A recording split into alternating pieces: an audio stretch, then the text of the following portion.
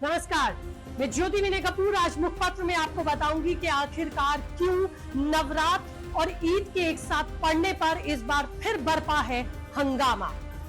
दरअसल आपने व्रत रखा हो, फास्ट किया हो, मंदिर में दर्शन के लिए निकले हो और बीच रास्ते में मीट की दुकान से बदबू आ रही हो, मांस और खून ही खून दिख रहा हो, आपके दिलो दिमाग पर इसका क्या असर होगा?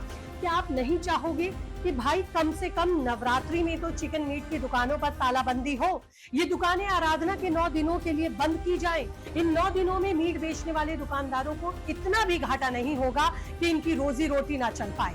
लेकिन हंगामा बरपा है कि खानपान पर रोक क्यों लगाई जा रही है, ओवर पुलिसिंग क्यों की जा रही है, इसका एक एक करके आपको कारण बताऊंगी। इस वीडियो को अंत तक देखिए। गंगो जमन तहजीब की दुहाई देने वाले अब कहां हैं? क्यों नहीं सामने आते? क्यों नहीं मुस्लिम मोहल्लों में जाकर भाईजान को बताते कि हिंदुस्तान शक्ति का उपासक है? माँ की पूजा आराधना के दिनों में अगर आप 9 दिनों तक मीट नहीं खाएंगे तो क्या हो जाएगा? सांप्रदायिक सौहार्द की अलग जगाने वालों क्यों नहीं बोलते कि मीट 9 दिन नहीं खाने से उनका कुछ नहीं बिगड़ेगा, लेकिन भाईचारे के लिए जो लाउड एंड क्लियर मैसेज जाएगा उससे देश का बड़ा भला होगा। दिल्ली से लेकर उत्तर प्रदेश, मध्य प्रदेश, बिहार, महाराष्ट्र से लेकर राजस्थान में हिंदू संगठन लगातार मांग कर रहे हैं कि नवरात्रि में मीट की दुकानें बंद रखी जाएं। लेकिन कुछ भाईजान ने इसके खिलाफ मोर्चा खोल दिया है। योगी फोर्स कायदे कानून के हिसाब से काम कर रही है, लिहाजा डायरेक्ट एक्शन नहीं ले रही।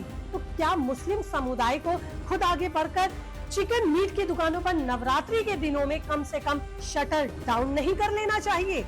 असल में जिन्हें ऐतराज है नवरात्रि में मीट की दुकानों के बंद होने से, उसमें मुस्लिम समुदाय के लोग तो शामिल हैं ही, तथा कथित धर्मनिरपेक्ष के अलंबरदार इसमें सबसे ऊपर है। झंडा लेकर गली गली घूम रहे, डुगडुगी पीट रहे हैं कि ये व्यक्ति के खानपान की आजादी पर पाबंदी है। क्यों, क्या खाएं, कब खाएं, इस पर रोक और पाबंदी क्यों लग रही है?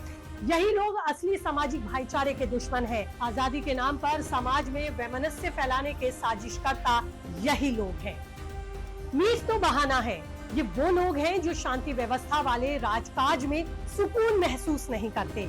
उन्हें पश्चिमी देशों का पिट्ठू बनना है। उन्हें मीट खाने के लिए नहीं चाहिए, उन्हें मीट चाहिए आग लगाने के लिए। उनका मीट से कोई खास वास्ता नहीं है, उन्हें मुस्लिमों को भड़काकर अपनी स्वार्थ सिद्धि करनी है। जैसे आम आदमी पार्टी के सांसद संजय सिंह को ही ले लीजिए, रस्सी जल गई लेकिन बल नहीं गया। दलील दे रहे हैं कि मीट की दुकानें बंद करवाने वाले KFC को बंद करवाएं तो देखें। क्या आपने मीट की दुकानों की तरह KFC में कभी मीट कटते देखा है, खून बहते देखा है? कभी नहीं। लेकिन संजय सिंह ही नहीं, यूपी में सत्ता में वापसी के लिए ललायित समाजवादी पार्टी के नेता भी हैं, जिनमें कई को मुस्लिमों से प्यार जताना है, वोट बैंक बढ़ाना है, तो मैदान में उतर आए हैं कि नवरात्रि में मीट कटने दो, नॉनवेज बटने दो। क्या नवरात्रि में नॉनवेज खाना वाकई वर्जित है?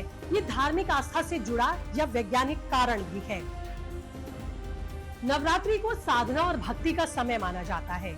इस दौरान शरीर और मन की शुद्धि के लिए सात्विक आहार ग्रहण करने की परंपरा है। हिंदू धर्म में माना जाता है कि देवी को प्रसन्न करने के लिए हमें अपने खानपान और आचरण को भी शुद्ध रखना चाहिए। और वैज्ञानिक कारण बताती हूँ आपको। नवरात्रि में मांसाहार से बचना क्यों फायदेमंद है? पहली वजह, मौसम परिवर्तन और पाचन तंत्र पर असर। दूसरी वजह, डिटॉक्सिफिकेशन यानी कि शरीर की शुद्धि। ज्योतिषीय कारण, पहला, मांसाहार से राहु और केतु जैसे ग्रहों का नकारात्मक प्रभाव हमारे जीवन पर पड़ता है। दूध है, सैकड़ों तरह के फल है, खाने की देश में कोई कमी नहीं। तो नवरात्रि में अगर 9 दिन मुस्लिम मोहल्लों में मीट नहीं कटेगा तो कौन सी दिक्कत आ जाएगी? ये तो अच्छा मौका है जब सनातनी त्योहार में भाईजान भी खुलकर साथ दें, क्योंकि सेवैयां और गुंजिया दोनों ही अपने देश की है। फिलहाल तमाम इंफॉर्मेशन न्यूज के लिए मुखपत्र को लाइक, सब्सक्राइब और शेयर करना आप नहीं भूलें।